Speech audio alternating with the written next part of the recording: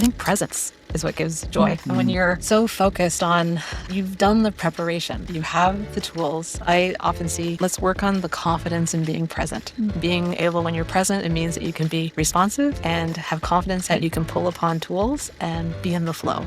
I think it's the anticipation and the engineer as tightly that there's not an awful lot of joy that happens when things get to over-engineer. Can we accept discomfort in our learning? If we can't do that as adults, that's where we see this polarization, where we see people not willing to entertain another perspective. And so can we educate our students, nurture within them and within ourselves an acceptance of discomfort in learning? That this thing that I'm faced with is going to make me uncomfortable. I'm not used to it. It's not part of my experience, and yet I'm willing to sit in it for a while. And then when I think about in my one-on-ones, you meet with your team and you have one-on-ones, the muscle and the automatic wanting to give an update on all activities and working to Here's my laundry list, about learning. And that's also my own practice on, I really want an update on that, but I want to sit and really focus on, let me hear what the reflective practices mean, let me lean in on that. What I'll often say is, I can read an update. That's not a problem. I can look at reports. I can do plenty of reading. But hearing your voice and your reflection, that's the moment. Special. Yeah. That's unique. So I want to focus in on that. And the question that I keep bringing to the table is, for whom are our current practices working? For whom are they not working? So if we can really see that our current practices are not only not working for some students, but are perpetuating inequities, injustices. If we can see that, then we can start saying to ourselves, well, which practices would make a difference? Which practices are harmful? What do we need to adopt? But what do we need to abandon? What do we need to stop doing? And then we can set some goals. And we can say, well, if we're going to pick up this practice by the end of June 2026, we're going to have to learn how to do something.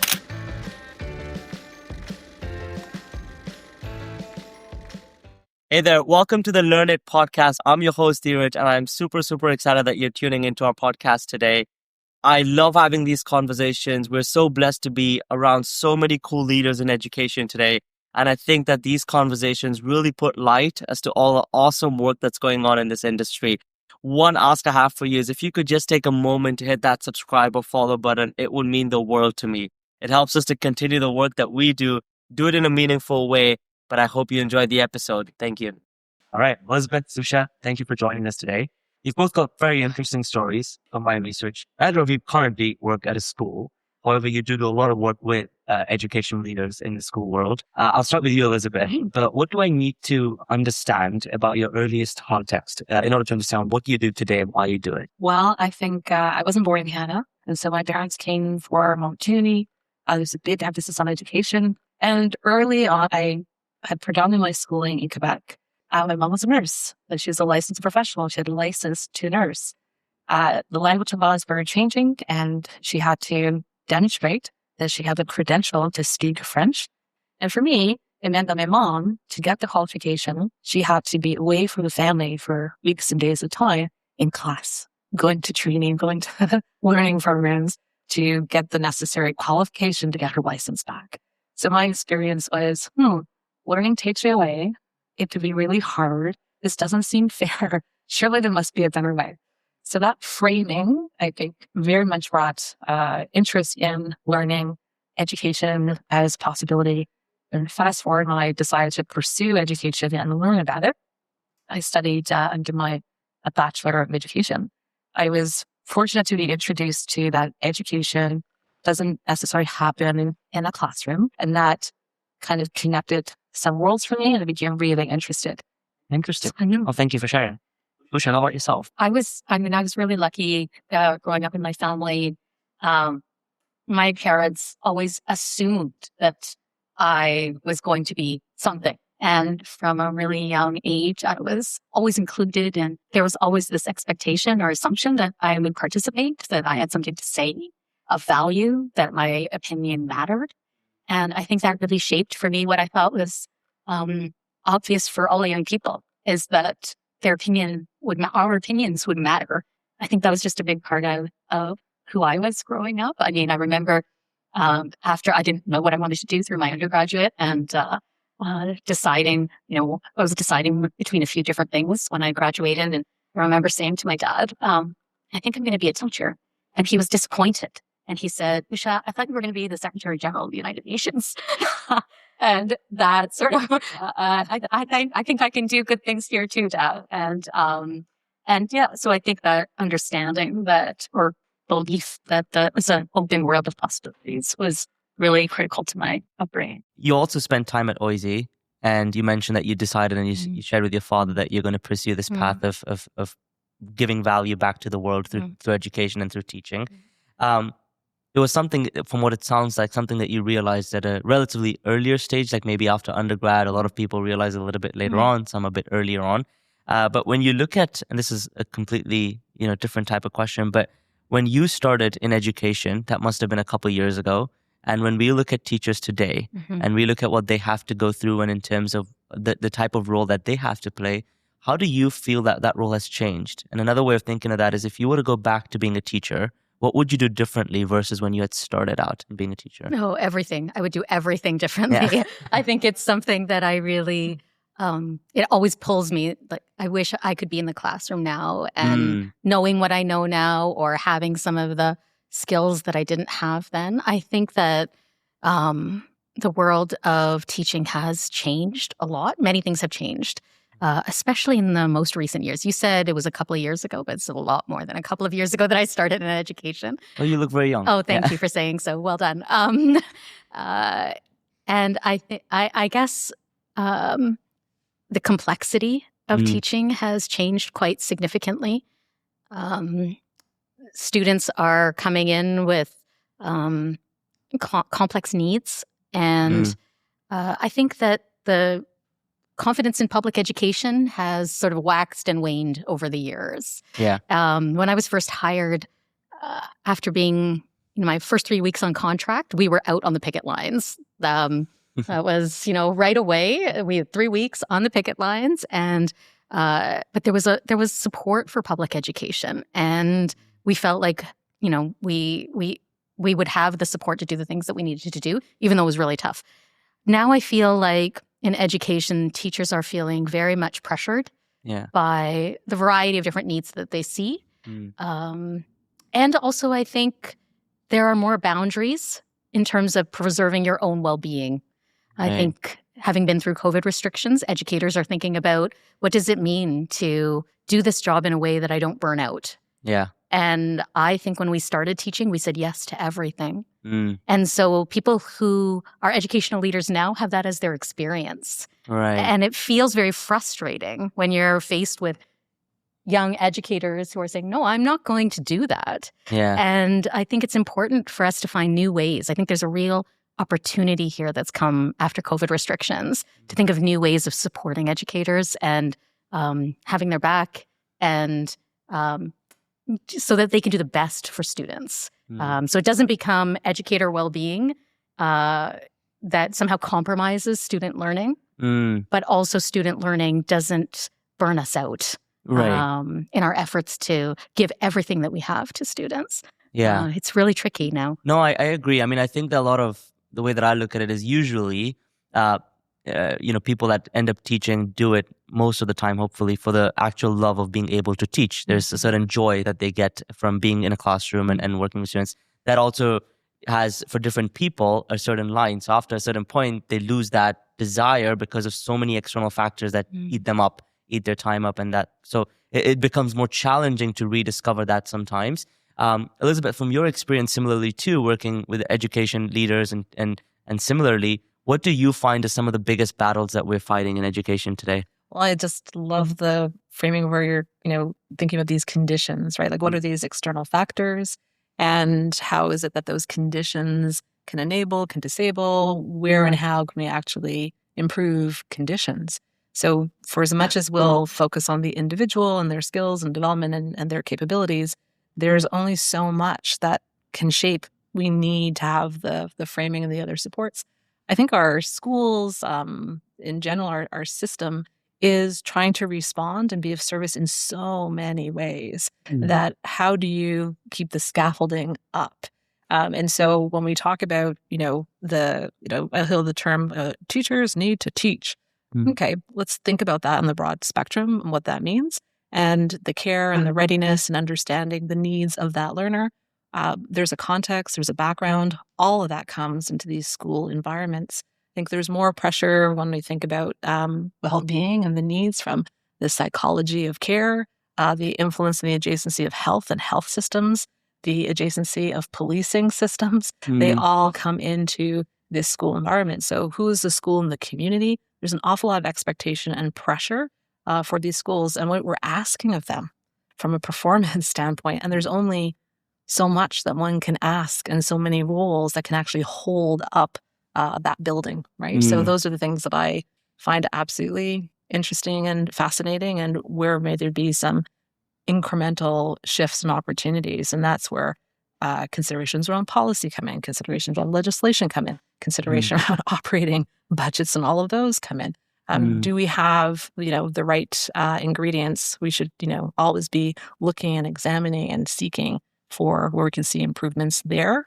But the answer isn't always, and frankly, from an implementation standpoint, kind of rarely the burden of the individual.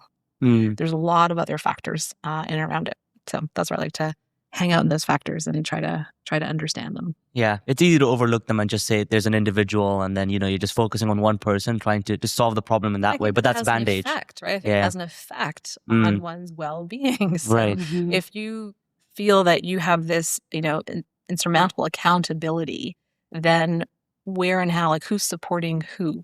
And so I'm always interested in the layers of the onion and how well are we, again, providing some of that scaffolding to support. So the relationship of that teacher with that student in those moments of instruction is a very critical relationship. How are we taking care of it? What's in and around it? No sooner you're in that relationship, you have an adjacency to the parent relationship. There's an adjacency to the school leader relationship, my peer relationships, what it looks like then in the context of the school and the community relationships. I mean, it interconnects. I think that you use the term insurmountable accountability, and I think that absolutely it has this effect of feeling overwhelming for educators. I think another way to support educators is through thinking about agency. And so just as there are so many conditions that we don't have control of that are outside of the realm of a particular individual, there's also a great number of things within that individual's control or within the school's control. And so I do see pedagogical approaches, assessment and instructional approaches as having a lot of power in supporting or undermining student learning and student well-being and educator learning or educator well-being. So particular pedagogical approaches can lead to feelings of anxiety and disconnection and can, destroy relationships. But on the other hand, really thoughtful, critically thoughtful pedagogical approaches can, through the way we assess and instruct, can build relationships, can help people feel connected. And so I do think there's a lot of agency in educators' hands that can help them feel like there is something here in my control. But the time and the space for them to think about their practice and plan for it, consider it, that's where I think the conditions for me come in as well. Yeah, absolutely. Because nobody can do that off the side of their desk in the evenings, is really rethink their practice. It has to be something that's done in a job-embedded way, in a critically thoughtful way, in a collaborative way. And that's for it to be reasonable. Construct comes into all of that, right? And that's what makes it also super challenging as a leader in these spaces as well. How can you create space for that? And what we see a lot for a long time in our school communities have been kind of professional learning that's work embedded, right? So you learn an awful lot and the potential from your peer, from your instructional leaders, from your network. There's those connections for sure. And that we know presents to the health of the school, and the research advises that, outside the role of the teacher, the school leader is critically important. Well, where and how do those things develop? How do I even learn about agency? It's within the environment, my work environment. that I start to adapt and adopt. And so that exposure to those early leaders, as we were chatting before we came around the table, I think one of the opportunities when you're new in a career, I'm really interested in those who are in their 20s, just starting. Your experience may be quite fragmented. So you may come in on a supply list, right? And you're coming into a school and you may not get the warm welcome at the door. You may be trying to scramble and orient, like where's the room? Where am I supposed to be? And your mind's going 1,000 miles a minute because you're trying to think about you're new. Right? You're thinking about your pedagogical theories and here's the class and oh my goodness, and then just the basic human condition of I don't know which corridor to go down to get to my classroom. And if that's your experience over years and you haven't had the opportunity to anchor and build community, I think it has an effect on how you view the career. And my hypothesis is maybe why we have retention challenges long term, or why I think about my own experiences, like, oh, why did I depart? I think that may have been part of it. I mean, I was deeply interested in many aspects of education, so drawn elsewhere. But my early experiences were all supply. I'd get little longer term contracts. It was a time where there wasn't full-time opportunities readily, which I think is a very common practice. We've had a surplus for a while, and that's changing. And so when you can't anchor in, you don't create stickiness, I think it has an effect on how you view the career and what it is. And so you look, elsewhere to find that cohesion. Yeah. No, I absolutely agree. I'm going to play a fun game with both of you. So you both work with, and you can correct me if I'm wrong, let's say you've done some work with directors, superintendents, teachers. Right? Okay, fair. So I'm going to pick each role, and you're going to tell me if you were in that role, how would you spend your time? Oh my goodness. I know. So we're going to start with teacher, and we're going to work our way, because I was going to start with director, but I feel like we should start with teacher. So I'm going to start with teacher because we're on that topic too, and talking about newer teachers who are in their 20s, maybe starting this role. How would you spend, if you had 100% of your time and a jar of your time, how would you break that down? You're asking me what I would do as a teacher today? Correct, yeah. Okay. First of all, I will not presume that I have the deep understanding that anybody who is a teacher today, or a school leader, or a superintendent, or a director. Correct, yes. Okay, so very much as an outsider. Yes. Okay. But I think that given the pressures of the position, one of the things that when we encourage educators to work with us, to plan with us, we think about, first of all, before I meet my students, before I meet them, how do I determine what matters most? What is it that I hope, beyond all hopes, that they're going to leave my classroom knowing and being and feeling at the end of the semester or at the end of the year, by the end of June?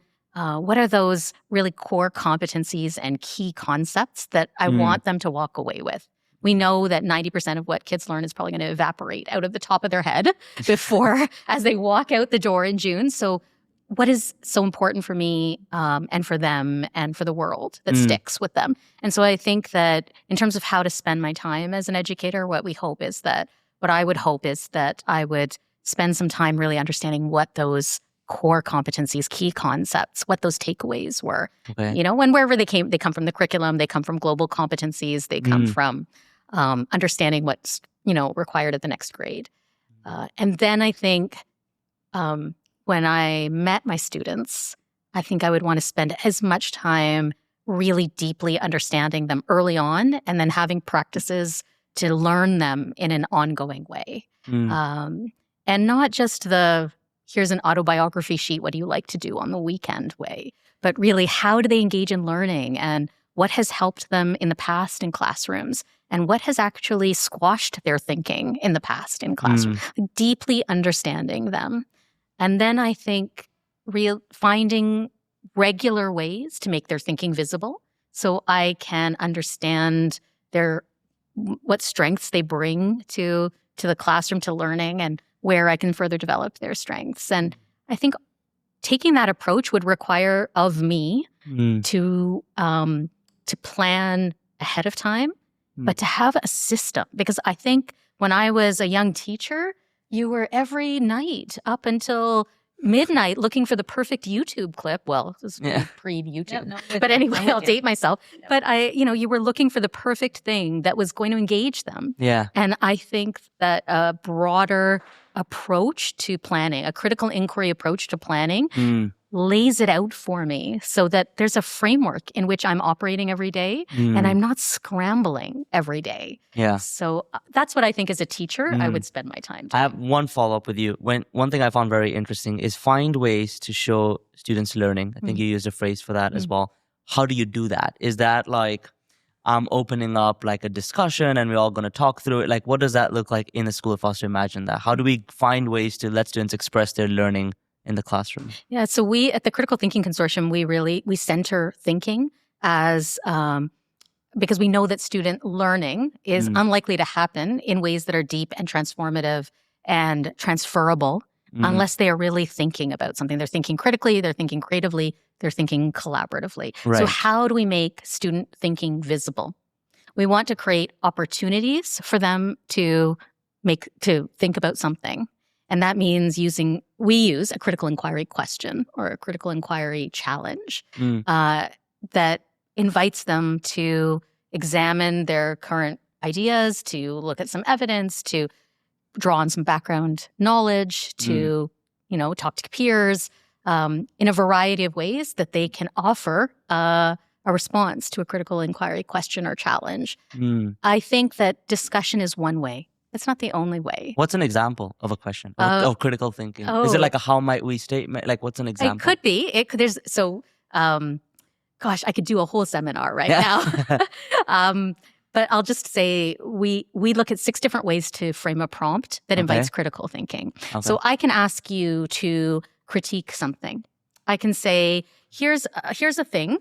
How well does it? How appropriate is it? How effective is it on a scale of, vary to not vary, as long as the response is not obvious.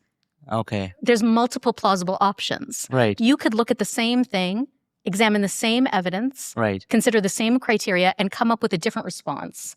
Each of you could come up with a different response. So that's one way to frame a question or a task, is to really look at a piece of text or look at an image or look at an experience and assess it according to some criteria.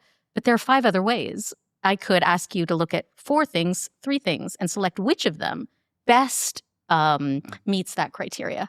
Or I could ask you to rework something. I could say, here's a thing, here's an idea, here's an image or a piece of text. Rework it for a different purpose and audience. How might they need it? So there's lots of different ways where you have to apply your critical thinking abilities. Right. So when you learn how to frame a question or a challenge in that way, and then you give students opportunities to make their thinking visible, that's a key element. But another key element is that the first response you get from people is not necessarily their deepest response. And so when we take an approach like that, we don't want to ask it once and move on. We want a system by which we return to it. Maybe we teach a little bit more. And now what do you think about that challenge? Maybe we teach a little bit more. Now what do you think about that challenge? And through that, we see students thinking and adults thinking change and grow. They change their mind. They learn to be flexible in their thinking. So taking a critical inquiry approach doesn't just make student thinking visible in the moment. Right. It's a comprehensive orientation to what does my pedagogy look like in the classroom that centers student thinking and makes it more likely that their learning is going to stick. Yeah. It's building a different type of muscle, which isn't necessarily a right answer or saying that X plus Y is equal to something. It's building that muscle of being able to question something, relearn, unlearn something, re-question it. So I like that. I'll take some notes. And I'd add that that's not only because you mentioned adults, right, too, because imagining that, well, what does that then look like in an adult context, and where we can apply inquiry to our work. We can develop those questions in our kind of day-to-day and how we're going about our work. And I think that adds other dimensions of connection, presence, purpose, that just adds a depth to seeing work as learning and professional opportunity, and the reframing is so important. And I love what you're saying about just frameworks and systems, and how can we just start to, understand that there are some frameworks and systems, and where can we apply them in our learning context. And so I think with whether teacher, director, superintendent, whatever the roles may be, there are processes, a school improvement process as an example. The school improvement process is all about, starting with an inquiry and seeking those opportunities, and where do we come together as a community, and what is it that we are improving upon.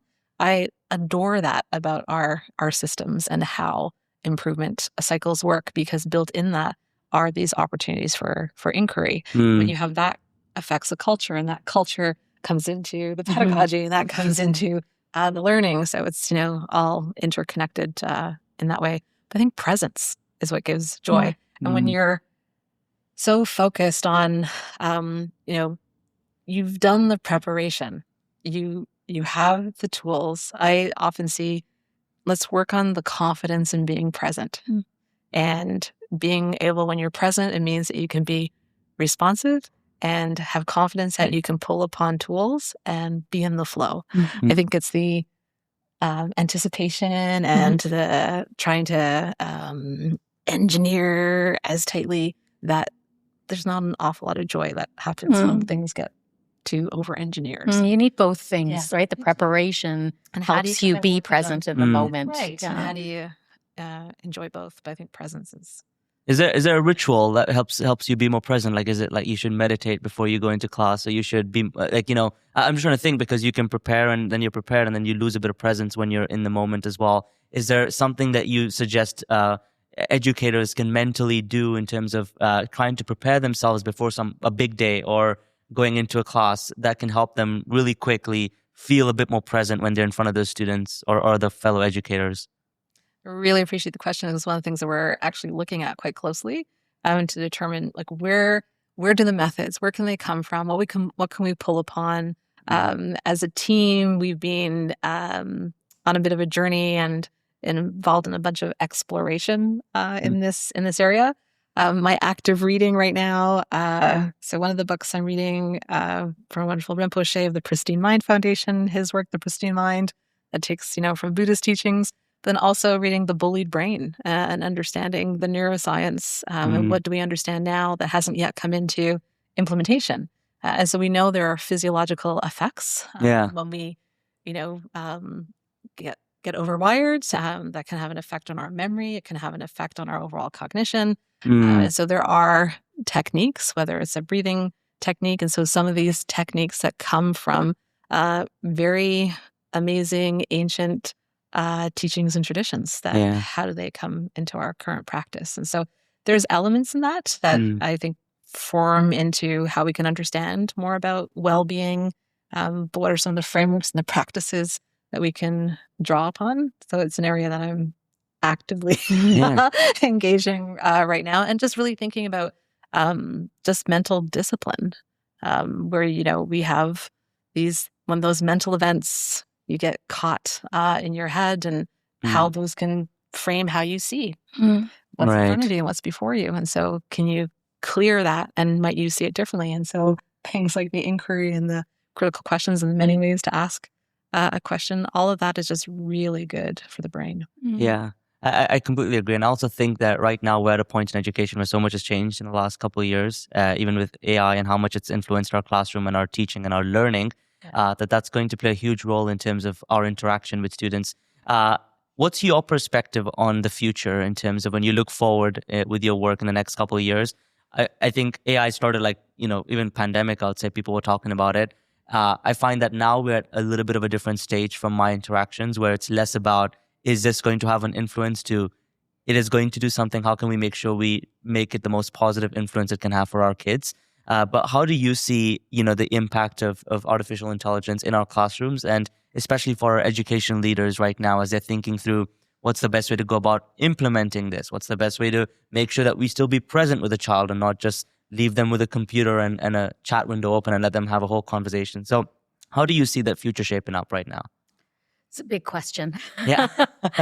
I think that presence really for me comes from not feeling overwhelmed. And part of not feeling overwhelmed, I think it is more than a trick or a strategy immediately before. I think those things are so important to ground yourself. But you're not overwhelmed because you deeply understand the purpose, your why. Why are we in education? And then you narrow to what are the most important things that we need to focus on. And then you deeply understand your learners. And all of those things, I think, put together allow you to be present. And I'm going to tie it to what you're asking about AI in the following way is that some of the things that I think are really important for our learners are to develop thinking habits. We're right in the middle of doing some writing right now around what are the thinking habits that are really necessary to navigate a challenging world. We have a challenging world in the present and into the future, whether it's how we engage with AI or misinformation, or climate crisis, polarization. There's so many things that are challenging right now, which, to go back to your earlier question, make teaching and learning so much more complex than they were 20 years ago. So we have to be doing something differently in a big way, not in a small way. And so one of the things that we're looking at is we've identified these 7 transformative thinking habits that can be at the core of what we nurture in ourselves and among students. So when we think about the thinking habits are, to be critically minded. Are we willing to be critically minded and assess what we see in front of us, and also be critically minded? And I don't mean critical. I mean being able to critique and assess the impact of our own actions, of who we are, and how we operate in the world. Are we willing and is it our inclination to be inquiry minded, to be curious, to really wonder and deeply, have an interest in people's experiences in the world around us? Can we sit with a problem a little bit longer before jumping to a solution? Can we accept discomfort in our learning? If we can't do that as adults, that's where we see this polarization, where we see people not willing to entertain another perspective. And so can we educate our students, nurture within them and within ourselves an acceptance of discomfort in learning? That this thing that I'm faced with is going to make me uncomfortable. I'm not used to it. It's not part of my experience. And yet I'm willing to sit in it for a while. A 4th thinking habit is about being holistic minded, to understand that thinking doesn't just happen here. It's embodied. It happens through our heart and our mind and our actions and where we situate ourselves in the world. And so when we think, can we think holistically about, where are these ideas coming from inside of me, and how are they affecting you and the whole of you? And how does the environment that I'm in affect my thinking? We want people to be able to think relationally. That's another thinking habit. So can they think relationally? Can they consider systems thinking? How does this affect this? What does it mean for the relations between us? Can they consider that when they're looking at a problem and thinking about solutions? Can they be visionary? Think prospectively. What is it, the world that we want to see? What does it mean for individuals and for us to collectively flourish? What does that look like? What do we want it to look like? And finally, can we think courageously? So these things that we're talking about doing are hard. Can we think courageously? I think cultivating those thinking habits in ourselves and in each other and in our students are what are going to help us navigate the challenging world that's in front of us, whether that is, as we said, the challenges and opportunities presented by AI, by what misinformation does to us, what polarization does to us. So I think that AI and how to use it doesn't sit by itself. It's not a single problem to be solved in a silo.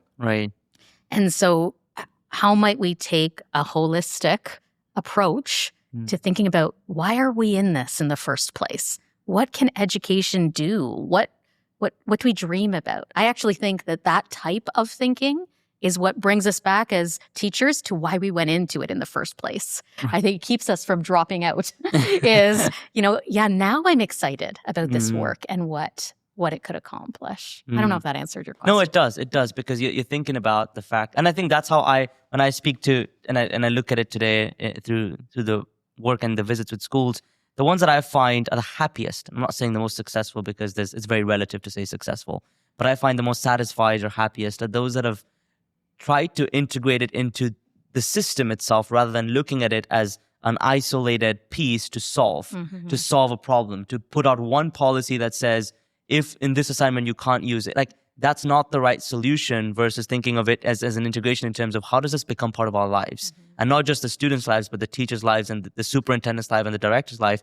And then how do we make sure we're still focusing on the foundations of learning and not losing that in the process of bringing in this cool piece of technology that's going to change the world. So I love that. Do you have a perspective, Elisabeth, on where we're headed? No, absolutely, I do. I mean, I think what's occurring right now is an exploration of practice, which is fantastic. When you have an infusion of a technology, it brings about questions and a rethink. Right. How we've been doing what we've been doing. We just had brought our extended team together on Saturday morning, and our focus, we're looking at competency-based evaluation assessment in professional learning environments and the use of AI. And so pulling from some of the case studies as educators come into our kind of programming areas with these questions.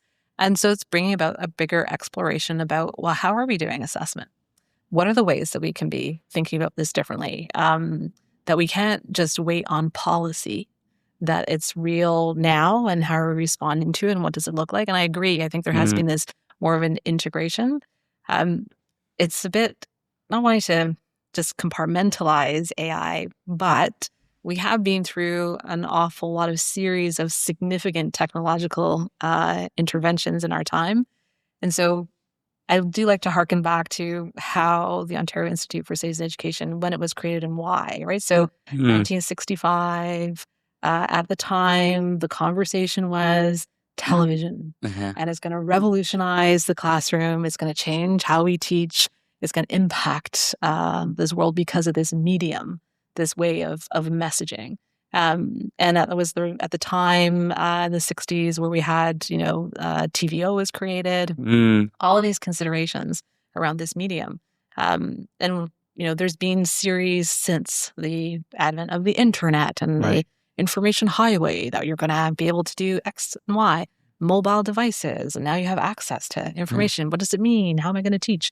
They could look at us today, they'll probably be laughing. There is that consideration. So in a way, I love kind of having an appreciation from where we've come, and that with all of those new medium, we have gone back to these fundamental questions about our practice, and looking again upon ways in which to revisit our practice in the context. And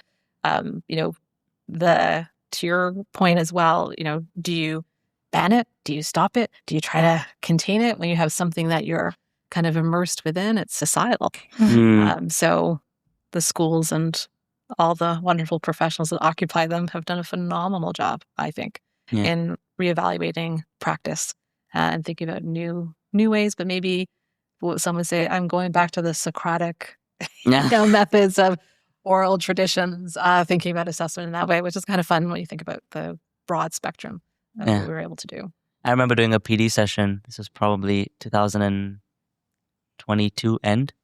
So it was 3 years ago, more or less. And that was when I was doing a PD session on how teachers can use ChatGPT to help them. It was very new at the time, right? And I was tech savvy, so it's not rocket science. You go and figure it out. But I remember this one teacher puts up his hand at the back, and he's like, I hate Sam Altman. I'm like, okay. First of all, okay. Not really. I'm not Sam Altman, just so you're aware. And he's like, I teach computer science. And, all my kids are submitting code that even I don't understand, let alone them. And so he said, I've gone back and I'm going back to written code. So now we write code on paper for our exams. And we had a very interesting conversation about how long do you think that's going to last? Like, you can write code for a semester, 2, 3, 4. But at some point, you're going to realize that that's not the best way to actually assess someone's understanding of doing coding, because it's about trial and error. And you don't get to trial and error with a piece of pen and paper. You're either right or wrong. So, and now when we go into PD sessions, it's shifted quite a bit. So I also like to give teachers and say, you know what, I know a lot of you started on the other side and you've slowly started to transition over because I think there's more exposure to an understanding of how better to use this technology versus teachers against ChatGPT. It's not really a combat in any ways. It's more of how do we actually use it to benefit our kids at the end of the day. So it's also changed a lot over the last couple of years in terms of how we look at it, I find. I think, again, going back to the why, if we are looking at instruction and assessment in these small silos of I've always taught this curricular expectation, I've always assessed it in this way, and now what am I going to do? I think it can really feel overwhelming, absolutely. But if we take a step back and say, if we are in it, our mission at the consortium is to nurture quality thinking that inspires action for a flourishing world. And so if I think about where are there examples of flourishing in my immediate community, right? Who's thriving, who's not thriving, where is there lack of flourishing or room to grow more of a flourishing world in my hyper local immediate community? That could be in my classroom, it could be in my school, it could be in our immediate neighborhood. And that education could be a site where we could think critically and collaboratively and creatively to really support collective flourishing. We could take action to support collective flourishing. Right. Then we start to think about which tools are going to help us deeply understand the problems. Who should we speak to? Whose voices do we need to hear? How will we hear those voices? Can we hear them in this, using this vehicle, or will we have to go and sit down and chat with people? Once we hear those voices, what do they tell us about what the possibilities are? And I think this is true in any subject area. We can look for opportunities where education can be a site for us to think critically and creatively and collaboratively for the end goal of individual and collective flourishing in really concrete ways. Then we can look at how do these tools help us or how do these tools impede that? And so how might we use them in the best possible way? But to what end? And I think if we don't get to that question, to what end, then we will spin on how, what do I do with this particular tool? Yeah. But being able to open it up a little bit and be visionary, return to that state, like I said, that we entered education for, is that vision. And I think that can really lead to that agency we were talking about earlier as well. Yeah, absolutely. I love that, we've had quite a lot of conversation about a lot of self, the way that we think, the way that we position thinking for others, the way that our presence shows up in spaces. I'm curious now, and this is somehow related because I find that a lot of those things are, mental models and how you think about things and how do you approach things. When as school leaders, someone might be listening and saying, okay, sounds good. I'm ready for this and I'm bought into this. It sounds legit and it's nice and it's good. But how do we know that the work that we're doing and all of these small things will actually move the needle and make an impact? So are they strategies that both of you have in either of your respective worlds where you say, okay, let's say you do this. Here's 1, 2, 3 things you can do to know you're actually making an impact either on your students or if you're a principal on your teachers, if you're a superintendent on your principals and so on. How do we track that the impact is actually being made day to day and there's actually a movement of the needle? The work that I'm doing with school leaders and system leaders, I really strongly believe that if we take a critical inquiry approach to leadership, to thinking about the system, whether that system is the entire district or my school system, that's what will make a difference. And so we have school leaders, to take a critical inquiry approach at the school level or at the system level starts with framing the questions that we are always going to be asking ourselves for the purpose of moving the needle. And the question that I keep bringing to the table is, for whom are our current practices working? For whom are they not working? So if we can really see that our current practices are not only not working for some students, but are perpetuating inequities, injustices, if we can see that, then we can start saying to ourselves, well, which practices would make a difference? Which practices are harmful? What do we need to adopt? But what do we need to abandon? What do we need to stop doing? Yeah. And then we can set some goals and we can say, well, if we're going to pick up this practice by the end of June 2026, we're going to have to learn how to do something. That's where our educator learning is situated, is how to do that thing for the purposes of changing the outcomes and experiences for students that we have been just perpetuating the status quo around. We haven't been supporting them. We haven't been attending to inequitable outcomes. And so taking a critical inquiry approach starts with framing the questions that we will constantly be asking ourselves. I have one district who has just recently framed this question for the whole district, which is, where does inequity live and what are we going to do about it?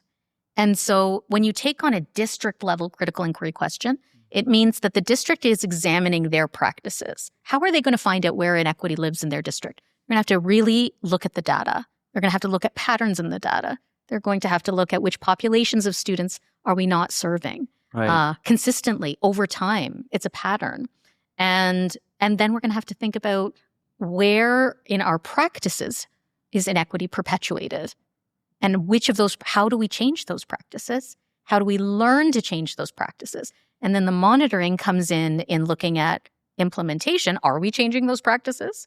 And also, as we change the practices, are they having a significant positive impact on those students for whom we decided to change the practice in the first place? And so critical inquiry as an approach to thinking about your system, I think is what I believe is what will move the needle, because it gets us laser focused on our why, and it provides a framework to move through that. So it's not just a spinning around, how come we haven't been able to do this so far? Yeah. And it's focused on actually a certain individual, a certain group of users that would actually be receiving the impact at the other end of it, versus it being just vague and saying, we want to do this, but for who do we want to do it? And why do we want to do it? And then, putting in those methods. I love that. Elisabeth, how about yourself? Yeah, I think what's coming to my mind is the criticality of feedback loops and making sure that they're there and that they're leveraged, I think is a big piece. And what I mean by that, so this has been something that's been occupying me for quite some time. So when we take a look at, what constitutes the areas of focus, they come from, global metrics. So there isn't a minister of education that really doesn't have the same key performance indicators of what we're trying to achieve. It's global. And now the context, there's sometimes obviously differentiation in context, but pretty much it's global. You'd be hard pressed not to find the pillar of student achievement. It'd be very odd not to see that in any school network or district, because it's coming down through the minister and ministries of education that are also attached to other government needs around economic, labor, et cetera, et cetera. And so that kind of demystifying where these things come from, but also I'm always kind of intrigued about the schools of thought that generated them in the first place. But locally, I'm enamored by that because I work with schools, ministries, but also universities, those that maybe attached to other ministries, ministries of labor, economic, etc., and around these kind of KPIs and their formulation, and then how is it that they're implemented through education systems. Right. And so when we get into the implementation, when you have things like these processes and methods on school improvement, it's quite unique in a K-12 environment because you don't see that in post-secondary environments, and you certainly don't see that in industries. A different beast. But I think there's a lot to draw on from K-12. And so what I've been working on is adopting K-12 practice in university settings. And so how do we move around academic planning and learn from some improvement methodologies? And then what does it look like for those who are leading learning and development in industry? We can learn a lot from our K-12 colleagues and what they've been doing. And so when you set the stage for that, so we're doing really actively as my team right now. So if we're going to talk it, let's walk it. So setting up, you have your commitments. We know what it is that we're working to achieve. But some of this is also rear view, right? So we've set out to do, you're moving along. We come in different frequencies, and there's learning that's happened. And are you prepared to pivot? Are you prepared to acknowledge what that is? And it might shapeshift the next, iteration of an implementation. And that's the piece that I find really interesting, is that how prepared are we? I think it goes back to the concept of presence, responsiveness. What as a leader do I have available to me? There's sometimes constraints of where I can and can't. But that piece, the feedback loop we've been working really hard as a team on not to be so dogged around our activities and our outcomes, but really framing about the learning that's being achieved.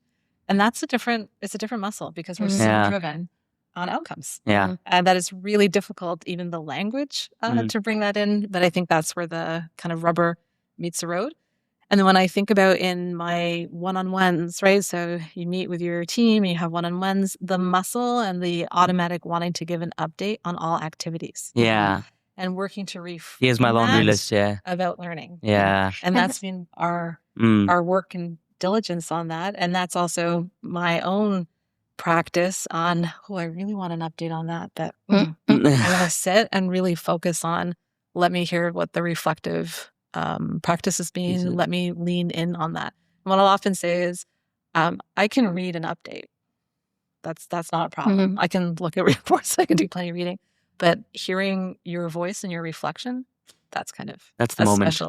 That's unique. So I want to focus in on that. Yeah, I think that I think it's so crucial what you're saying, and it's the dance that we have to do between looking at the KPIs and the trailing data and those outcomes that we actually want to change. Here, as you said, the research is clear across the country. We know where education is not having an impact and where it's perpetuating harm. And so we have these outcomes. But how do you break that outcome down into who will be doing what differently by the end of June? The question I like to ask is, who will be doing what by the end of June as a result of your leadership? And can you see that as a closer outcome? It's at the educator level, at the professional level. And they will be doing that because we know that practice is going to make a difference for kids, for example. And so once you are able to say who will be doing what by the end of June, we should be able to backwards design just like we do in the classroom. And so if they're doing that by the end of June, what will they likely be doing by the end of March? What should they be doing by the end of January? What should be happening that's by the end of December? It's a lot more digestible. Or November. Yeah. And that's where I think we get to what you're talking about is, what is the impact I think I will see by the end of November? And then how am I going to pay attention to that? So it's not just a feedback loop in terms of gathering feedback, but it's thinking differently about what counts as data. Yeah. And I, as somebody who's implementing as a school leader or any type of leader, need to understand what I intend or hope to see by the end of November as a result of my leadership, and then have a way to see it. Yeah. How to surface it, how to make it visible, collect it, and then adjust. Am I on track? Was I overly ambitious? Are things moving faster? Has something been raised that I didn't anticipate?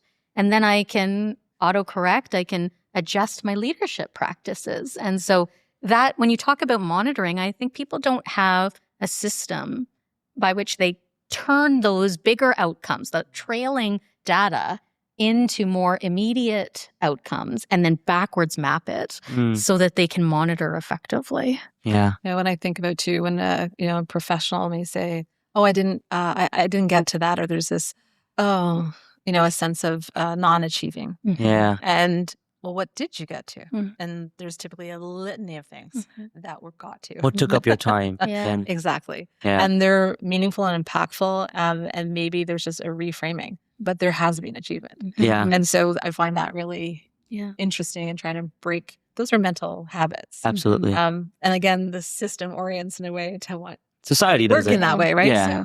it's I think some of the discipline around that's a big focus of effort for me that I'm constantly working on. Yeah, it's something I used to struggle with. I mean, in this journey of entrepreneurship, it's always like, okay, I used to think that I should always be working, right? Doing stuff, getting stuff out. But you slowly start to realize that even the time that you spend thinking is productive. I always used to think that that was a waste of my time. And I'm just sitting there thinking about something. I'll take a 5-minute longer shower just because I'm thinking about something. But to rewire yourself to be like, sometimes those moments of reflection and thinking are equally, if not sometimes more productive as sitting down and sending a couple of emails, right? So I guess rewiring ourselves takes a bit of time. It's not easy. I still struggle with it, to be honest. But I think and to your point too, it's like, how do you track back where you're trying to get to and then make it a little bit more digestible, more bite-sized and say, okay, where are we now? Where are we now? And it makes it a little bit more easier to get from point A to point B, a little less overwhelming. And centering thinking is exactly what I think is important in terms of giving it time, as what you just said. So what does that look like on an organizational level? That's what it looks like on an individual entrepreneurial level. Right. But if you really value thinking, and as we should, how do you give it time? And what it means is create the time for that. How do you create? And we have so much time. I love what you just said about I can read an update. When I think about the amount of time that's spent, the number of dollars that are in the room when you bring administrators all together from a district or a senior team all together, or a calculation meeting. I know. And so that's an expensive meeting. That's right. And so now you have this wonderful group of potential thinkers in a room together, and we're spending it talking at them something they could read. That you don't have to create new time. You have to use that time for thinking. Exactly. And how do they think collaboratively around a question, a challenge that we all buy into, that we all see as important? That time spent moves things. It moves the needle. And I think the same is true in classrooms. If we value thinking, how do we center it and transform the time? People use this language of, you have to go slow to go fast. We have to slow down and think. And I actually don't think it's slowing down. I think the more time we spend really considering, deliberating, it changes our practice naturally. Because once you see something, you can't unsee it. And so if you've taken the time to really grapple with it, it will support important changes in practice. Right. Whereas if we're just driving all the time and stuffing people's heads with things, you're likely not going to see the change in practice, and you feel you're running so hard, you're burning out. Yeah, it's the intentional act of wanting to do that as well and think critically. Love that.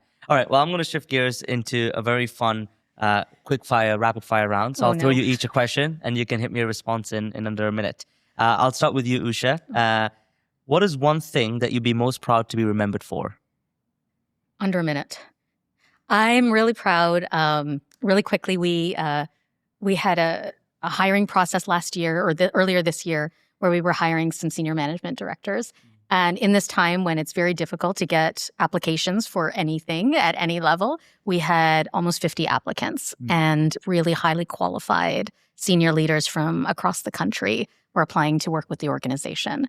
And why that makes me proud is because I think it speaks to the organization my team has built, and what people see of it in the field, that not only are we doing meaningful work, but it's a great place to be. And I'm not the founder of this organization. I'm the second executive director. So to be able to carry that Still vision feels like your baby. forward, it makes me really proud. That's a very proud feeling as well. Yeah. Lovely. Elisabeth, how about yourself? I would hope that colleagues who I've had the pleasure of learning and working with would feel the same in kind. that they found that the time that we were connected, that they felt connected to education and enthusiastic about education and wanting to make their mark and their purpose. I do kind of strongly feel a sense of, if I have the opportunity to welcome you into this sector in some way, that hopefully you're as excited and enthused to want to commit to be of service to the sector. Yeah. So I'd hope that's been some of the life's work along the way. Yeah. I'm sure they all feel like that. Yeah. Lovely. All right. And my second question, Elisabeth, we'll start with you this time. What is something that most people don't know about you? Oh gosh, something that most people don't know about me. Perhaps the diversity of my professional practice. Likely they might not know. I flew as a flight attendant for a little while. Oh, wow. I have a fascination of airlines and the systems of airlines. I love a good airport. I find them wonderful. What's your favorite airport? Oh gosh, I flew through Istanbul, and I was just wow, Yeah. it's an amazing airport. It's a fantastic airport. The one that I always remember is Singapore. That one I can't I forget. haven't Right? been there It's yet. like I don't know what it is. It's like on another my world. wish Yeah. list. It's on my wish list. So most colleagues, when traveling, they want to get out of the airport as quickly as possible. They're like, And I was maximize my "Can you layover." Stop Yeah. here. There's just something that fascinates Yeah. me about how it all works and seems to work. Like moving millions upon millions of people every day. It is a very Big, complex phenomenal, operation. Complex operation. So there's Yeah. something that. My brother's a pilot, so I think Oh, there I know you more go. about aircrafts than I think I know I should. Yeah. I know too much. Lovely. I love that. Usha, how about yourself? I don't know. I'm a little bit of an open book, so there's a lot of listeners who know a lot of things about me and my family and what I do in my spare time. I bake. I don't know Wow. if that's Amazing. interesting to anybody, but It is to me. I bake, and I'm really I'm very serious about my baking. Oh wow. Yeah. What are you known for? There's always someone that Okay, they're like so known for. I would say two things. Yeah. I bake pies, and I have a very good crust recipe, thanks to one of my colleagues who I'm currently working with, whom I've known for a long time, who was a source of my crust recipe, and cookies. I'm wow. a big, at this time of year. Oh, Yes, I'm the holder of the Christmas cookie recipes. So I'm asking my for a friend, family. when's the next time you're going to be baking, and where do you live? And how can I pick up some? Yeah, like Yeah. how can Elizabeth just Exactly. swing Yes. by and Yes. I grab a have cookie this or two? on the way to the airport. Yes. Yeah. I have this concept of what I'll be doing if I'm no longer in the role that I'm in, and not in education. It definitely has to do with cooking and baking and Wow. something. Well, the best I can do is like a banana loaf, and that also will Yeah, get that's burned or something. So, all right, I'm going to shift gears into our final question now. So we have a tradition on the show where we have guests from the show leave questions when they depart, and I'll ask you a question from one of our previous guests, and then you'll have an opportunity to leave a question for one of our future guests as well. Okay. So let's see, and I'll ask you about different questions just so we can get a bit of variety as well. I gotta be able to read what they write as well. Okay, this question is from Afzal. He's at the York School and leads their technology side. And Afzal's question is, if you had only 1 year left in your role, what would you do today? And anyone can take this. General. Okay, I'm going to try. Gonna try. I Go for I it. feel like this is a really tough question. It is not an actually. easy question, yeah.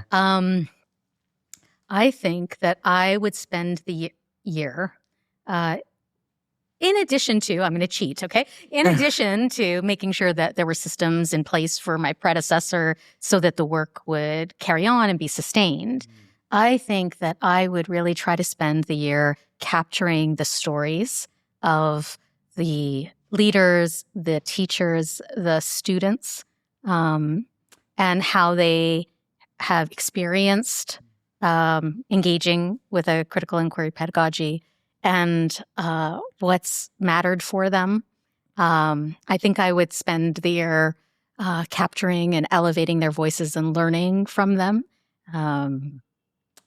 Yeah, That'll be a lot of fun. I think it would be. Lovely. Okay, Elizabeth, I'm going to ask you a question from Sarah Morinson, assistant head of school at Appleby College.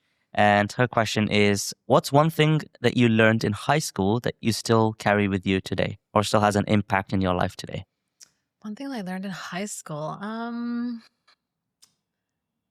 Well, there's probably many things that I learned in high school, but I actually would probably pull upon sport. That I played basketball in high school and I loved basketball. And at one point, we didn't have a teacher to facilitate the practices. So we got together and self-taught. Oh, wow. And we did actually pretty okay. We had like a little while there where we were just, figuring out our own drills and relying upon what we learned. But I think that probably you can rally, you can create community, you can get together with your peers and and figure this out. So I think that was, that's something I learned from high school, the power of sport and the power of peers. I love it. Yeah, I love it. Well, I'm going to give you both the opportunity to leave a question. So you can say it out loud or you can write it. What do you prefer? If you want it to be a secret, you can write it. If you don't mind sharing it, you can just say it out loud. I think I have to think of it. Yeah. I think maybe along the same, I got a couple of questions I can leave behind. Maybe along the same vein, what advice would you be giving to your 22-year-old self? I think that age of 22, the 21, 22, when you're just figuring it out. What would you say to your 22-year-old self? I think I would ask, when you're stuck, where do you seek guidance? And where do you find the most compelling guidance comes to you from? Luckily, I don't have to answer either of these. They're both very difficult questions. I think this has been such a joy to do. I feel like there's so much knowledge sitting in front of me today. And I'm very grateful for that. I've got to learn quite a bit. Also got to reflect a lot on a different aspect of education than what we traditionally reflect on the show. So I am very, appreciative of having the opportunity to reflect on that with the both of you. Thank you for spending time with us. Thank you for being such good, co-guests. You had great chemistry, and I hope that I am seeing so much opportunity for the both of you to work together that it's crazy because you're speaking the same language in so many aspects. And I hope that it opens up more opportunities. So thank you for being a guest on the LearnIt podcast. Oh, thanks so much, Dheeraj. It's been great. Thank you for you and the team and all the work that you do and making such a contribution to our space and our field. So thank you. It's amazing.